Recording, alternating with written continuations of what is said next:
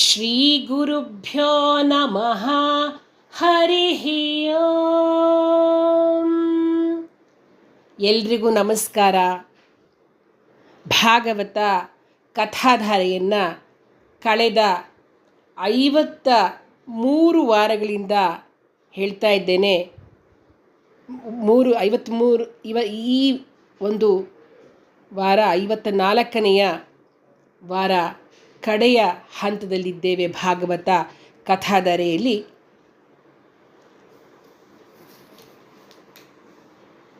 ಇಂದಿನ ಕಥೆ ಒಂದು ಮಾರ್ಕಂಡೇಯ ಮಹರ್ಷಿಗೆ ಭಗವತ್ ಸಾಕ್ಷಾತ್ಕಾರ ಹೇಗಾಯಿತು ಅನ್ನೋದ್ರ ಬಗ್ಗೆ ತಿಳಿಸ್ತೇನೆ. ಭಾಗವತದ ಕಥೆ ಮತ್ತು ಅದನ್ನು ಕೇಳಬೇಕು ಅಂತ ಇಷ್ಟಪಟ್ಟ ಅರ್ಜುನನ ಮೊಮ್ಮಗ ಅಭಿಮನ್ಯುವಿನ ಮಗ ಪರೀಕ್ಷಿತ ಎಲ್ಲವನ್ನ ಕೇಳ್ದ. ಕಥೆಗಳೆಲ್ಲ ಮುಗಿದ್ವು. ಈ ಕಥೆಯನ್ನು ಹೇಳ್ತಾ ಇದ್ದವರು ಸೂತ ಪುರಾಣಿಕರು, ಕೇಳ್ತಾ ಇದ್ದವರು ಶೌನಕಾದಿ ಮಹರ್ಷಿಗಳು. ಕಥಾಶ್ರವಣದ ಸ್ಥಳ ಬಂದು ನೈಮಿಷಾರಣ್ಯ. ಇಷ್ಟಾದ ಮೇಲೆ ಶೌನಕ ಮಹರ್ಷಿಗಳು ಸೂತ ಪುರಾಣಿಕರನ್ನು ಕುರಿತುಬಿಟ್ಟು, ಅಯ್ಯ, ನೀನು ಇಲ್ಲಿಯವರೆಗೆ ಹೇಳಿದ ಭಾಗವತದ ಕಥೆ ನಮ್ಮ ಹೃದಯಗಳಿಗೆ ಅಮೃತಪಾನ ಮಾಡಿಸಿದೆ. ಭಗವಂತನ ಈ ಲೀಲೆ ನಾಮಸ್ಮರಣೆಗಳಿಂದ ನಮ್ಮ ಬದುಕು ಸಾರ್ಥಕವಾಗಿದೆ. ಕಡೆಯದಾಗಿ ಒಂದು ನಾನು ವಿನಂತಿ. ಮೃಕಂಡ ಮಹರ್ಷಿಯ ಮಗನಾಗಿರ್ತಕ್ಕಂತಹ ಮಾರ್ಕಂಡೇಯನ ಕಥೆಯನ್ನೂ ಕೇಳ್ತಕ್ಕಂತಹ ಆಸೆ ನಮಗಿದೆ. ಈ ಕಥೆಯನ್ನು ಹೇಳಬಹುದಾ? ಅವನು ಮೃತ್ಯುವನ್ನು ಹೇಗೆ ಜಯಿಸಿದ ಅನ್ನೋದನ್ನು ನನಗೆ ತಿಳ್ಕೊಳ್ಬೇಕಾಗಿದೆ ಅಂತ ಕೇಳ್ತಾರೆ. ಸೂತ ಪುರಾಣಿಕರು ಮಾರ್ಕಂಡೇಯನ ಕಥೆಯನ್ನು ಹೇಳ್ತಾರೆ. ಮೃಕಂಡು ಋಷಿಗೆ ಮಾರ್ಕಂಡೇಯ ಅಂತಕ್ಕಂಥ ಒಬ್ಬ ಮಗು ಹುಟ್ಟುತ್ತೆ. ಅದು ಬರೀ ಮಗ ಅಲ್ಲ, ಅವನು ಪುತ್ರರತ್ನ. ಅವನು ಯಾಕೆಂದರೆ ಚಿರಂಜೀವಿ ಅವನು ಮಾರ್ಕಂಡೇಯ. ಜಗತ್ತು ಪ್ರಳಯವಾದರೂ ಅವನು ಮಾತ್ರ ಜೀವಂತವಾಗಿದ್ದ ಅನ್ನೋ ಒಂದು ಮಾತಿದೆ. ಈ ಕಲ್ಪದಲ್ಲಿ ಇಂದಿನವರೆಗೆ ಪ್ರಳಯವೇ ಆಗಲಿಲ್ಲ ಅಂದಾಗ ಇದು ಹೇಗೆ ಸಾಧ್ಯ ಅಂತಕ್ಕಂಥ ಒಂದು ಸಂಶಯವೂ ನಮಗೆ ಬರುತ್ತೆ, ಹೌದಲ್ವಾ? ಆದ್ದರಿಂದ ಈ ಕಥೆಯನ್ನು ನೀವು ಗಮನವಿಟ್ಟು ಕೇಳದೆ ಸಂಶಯ ನಿವಾರಣೆ ಆಗುತ್ತೆ. ಮಾರ್ಕಂಡೇಯನಿಗೆ ಸರಿಯಾದ ಒಂದು ವಯಸ್ಸು, ಯುಕ್ತ ವಯಸ್ಸಾದಾಗ ಮೃಕಂಡು ಅವನಿಗೆ ವಿಧಿಪೂರ್ವಕವಾಗಿ ಉಪನಯನ ಮಾಡಿ ನಂತರ ವೇದಾಧ್ಯಯನವನ್ನು ಮಾಡಿಸ್ದ. ಮಾರ್ಕಂಡೇಯ ಭಿಕ್ಷಾಟನೆ ಮಾಡಿ ಸಿಕ್ಕಿದ ಭಿಕ್ಷೆಯನ್ನು ಮೊದಲು ಗುರುವಿಗೆ ಕೊಟ್ಟು, ಗುರು ನೀಡಿದ್ದನ್ನು ಮಾತ್ರ ತಿಂದು ಗುರುಸೇವೆ, ಬ್ರಾಹ್ಮಣ ಸೇವೆ, ಗೋಸೇವೆ ಮಾಡಿಕೊಂಡು ಸದಾಕಾಲ ಶ್ರೀಹರಿಯ ಧ್ಯಾನ ಮಾಡ್ತಾ 10 ಲಕ್ಷ ಸಂವತ್ಸರಗಳನ್ನು ಕಳೀತಾನೆ. 6 ಮನ್ವಂತರಗಳು ಕಳೀತವೆ. ಈ ಕಾಲದಲ್ಲಿ ಅವನಿಗೆ ಚಿರಂಜೀವಿ ಪಟ್ಟ ಸಿಗತ್ತೆ. ಇದರಿಂದ ಜಗತ್ತಿಗೆ ಒಂದು ಆಶ್ಚರ್ಯವಾದರೂ ಕೂಡ ದೇವೇಂದ್ರನಿಗೆ ಒಂದು ಕಡೆ ಮಾತ್ಸರ್ಯ ಉಂಟಾಗುತ್ತೆ, ಮತ್ತೊಂದು ಕಡೆ ಭಯನೂ ಕಾಡುತ್ತೆ. ಎಲ್ಲರೂ ಒಂದು ಕೆಲಸ ಯಾವಾಗಾದ್ರೂ ಒಂದ್ಸಲಿ ಮಾರ್ಕಂಡೇಯ ನನಗೆ ಸ್ವರ್ಗದ ಅಧಿಪತ್ಯ ಕೇಳಿಬಿಟ್ರೆ ಏನು ಮಾಡೋದು ಅಂತ ಅನುಮಾನದಿಂದ ದೇವೇಂದ್ರ ಇವನು ರಥಭಂಗಕ್ಕೆ ಏನಾದರೂ ಒಂದು ಉಪಾಯ ಮಾಡ್ತೀನಿ ಅಂತ ಅಂದ್ಕೊಂಡು ಏನು ಮಾಡ್ತಾನೆ, ಯಾವಾಗ ಮಾರ್ಕಂಡೇಯ ಮಹರ್ಷಿ ಶ್ರೀಹರಿಯ ಧ್ಯಾನದಲ್ಲಿ ನಿರತರಾಗಿರ್ತಾನೋ ಆವಾಗ ಆ ಒಂದು ಜಾಗಕ್ಕೆ ಗಂಧರ್ವರು, ಅಪ್ಸರಿಯರು, ಮಲೆಯ ಮಾರುತರುಗಳನ್ನೆಲ್ಲ ಕರೆದು ಕಾಮ, ಮದ, ಮೋಹ, ಲೋಭಗಳನ್ನೆಲ್ಲ ತಂದು ಆ ಕಡೆ ಇಟ್ಟು ಪ್ರಚೋದನೆ ಮಾಡ್ತಾನೆ. ಪ್ರಚೋದಕ ಗಾನಗಳನ್ನು, ನರ್ತನಗಳನ್ನು ಮಾಡಿಸ್ತಾನೆ. ದೇವಲೋಕದ ಪುಂಜಕಸ್ಥಲಿ ಅಂತಕ್ಕಂತಹ ಅನುಪಮ ಸುಂದರಿಯಾಗಿರ್ತಕ್ಕಂಥ ಅಪ್ಸರೆ ಮಾರ್ಕಂಡೇಯನ ತಪೋಭಂಗ ಮಾಡೋಕ್ಕೆ ತುಂಬ ಪ್ರಯತ್ನ ಮಾಡ್ತಾಳೆ. ಆದರೆ ಯಾವುದೂ ಫಲಕಾರಿಯಾಗಲೇ ಇಲ್ಲ. ಮಾರ್ಕಂಡೇಯ ಒಂಚೂರು ಡಿಸ್ಟರ್ಬೇ ಆಗಲಿಲ್ಲ. ಇದನ್ನು ನೋಡ್ತಾ ಇದ್ದ ಶ್ರೀಹರಿಗೆ ಇವನಿಗೆ ಅನುಗ್ರಹ ಮಾಡಲೇಬೇಕು ಅಂತ ಅನಿಸುತ್ತೆ. ನರನಾರಾಯಣ ರೂಪದಿಂದ ಮಾರ್ಕಂಡೇಯನ ಮುಂದೆ ಕಾಣಿಸ್ಕೊಳ್ತಾನೆ ಶ್ರೀಹರಿ. ಮಾರ್ಕಂಡೇಯ ಆನಂದದಿಂದ ಕಣ್ಣೀರು ಸುರಿಸುತ್ತಾ, ದೇವ, ಅನಂತ ಕೋಟಿ ಬ್ರಹ್ಮಾಂಡ ನಾಯಕ, ಈ ಯಕ್ಕಶ್ಚ ಜೀವಕ್ಕೆ ಒಲಿದು ಬಂದೆಯ ಸ್ವಾಮಿ. ಮಹಾ ಋಷಿಮುನಿಗಳು ನಿನ್ನನ್ನು ಪಡೆಯಲು ನಾನಾ ರೀತಿಯಿಂದ ಆರಾಧಿಸ್ತಾರೆ.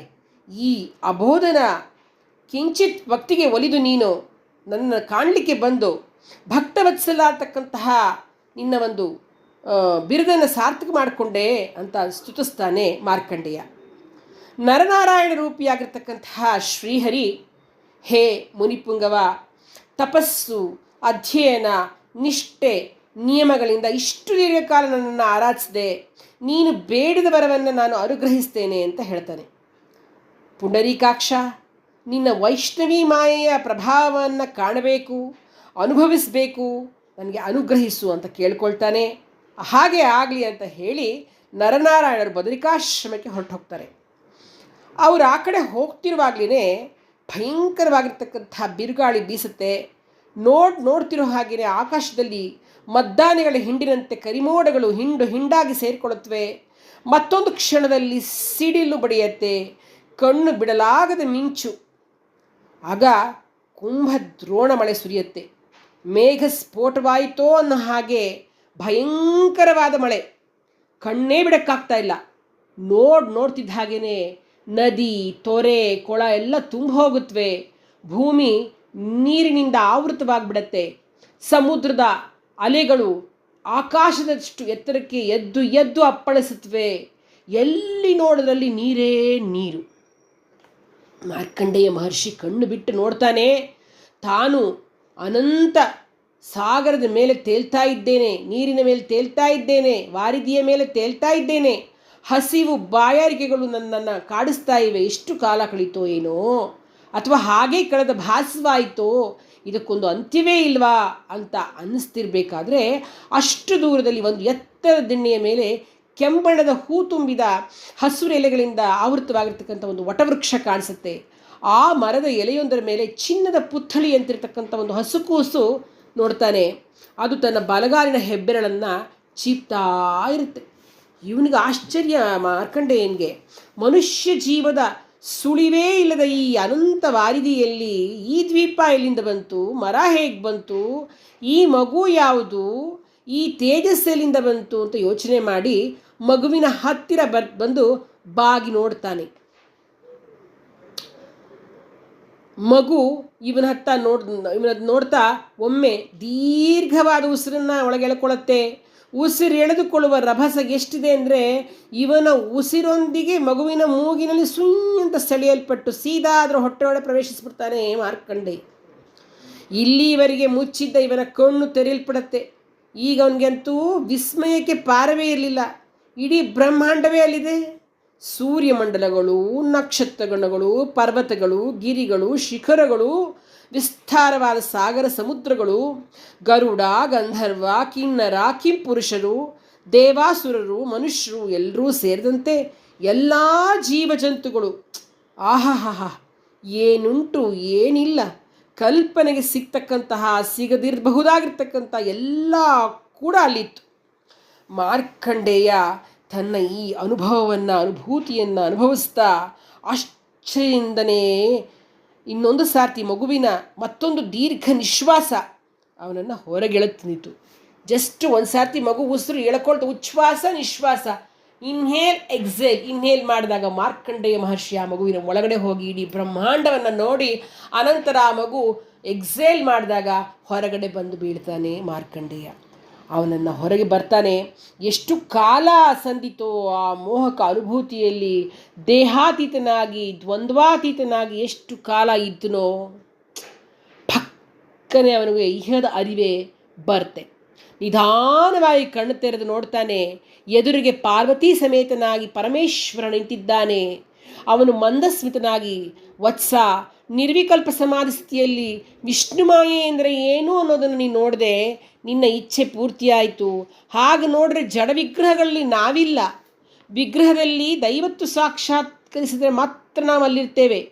ಹಾಗೆಯೇ ನದಿ, ಜಲಾಶಯಗಳು ತೀರ್ಥಗಳಲ್ಲ, ಅವುಗಳಲ್ಲಿ ನಮ್ಮ ಸಾನ್ನಿಧ್ಯ ಉಂಟು ಮಾಡಿದರೆ ಮಾತ್ರ ಅವು ತೀರ್ಥವಾಗುತ್ತವೆ. ಅಷ್ಟೇ ಅಲ್ಲ, ಅವುಗಳಲ್ಲಿ ದೈವತ್ವ ತೀರ್ಥತ್ವಗಳಿಗೆ ಕಾರಣರಾದವರೇ ಸ್ವಯಂ ದೈವತ್ವ ತೀರ್ಥತ್ವಗಳಾಗುತ್ತಾರೆ. ಅಂಥವರ ಉಪಸ್ಥಿತಿ ಸಾನ್ನಿಧ್ಯಗಳೇ ಪೂಜಾಸ್ಥಾನ ತೀರ್ಥಗಳಾಗುತ್ತವೆ. ಸೃಷ್ಟಿಯ ಸಮಸ್ತ ಚರಾಚರಗಳನ್ನು ಸಮಭಾವದಿಂದ ಕಂಡವರಲ್ಲಿ ಈ ಸ್ಥಿತಿ ನಿಶ್ಚಿತವಾಗಿಯೂ ಇರುತ್ತೆ. ನೀನು ಅಂಥವರಲ್ಲಿ ಒಬ್ಬನಾಗಿದ್ದೀಯಾ, ನಿನಗೇನು ಬೇಕು ಕೇಳು, ನಾನು ಕೊಡ್ತೀನಿ ಅಂತ ಹೇಳುತ್ತಾನೆ. ಸ್ವಾಮಿ, ಗಂಗಾ ಸ್ನಾನದಿಂದ ಸರ್ವ ಪಾಪಗಳೂ ಪರಿಹಾರವಾಗುವಂತೆ ನಿನ್ನ ದರ್ಶನ ಮಾತ್ರದಿಂದ ನನ್ನ ಸರ್ವ ಕಾಮನೆಗಳೂ ನಾಶವಾಗಿದ್ವು.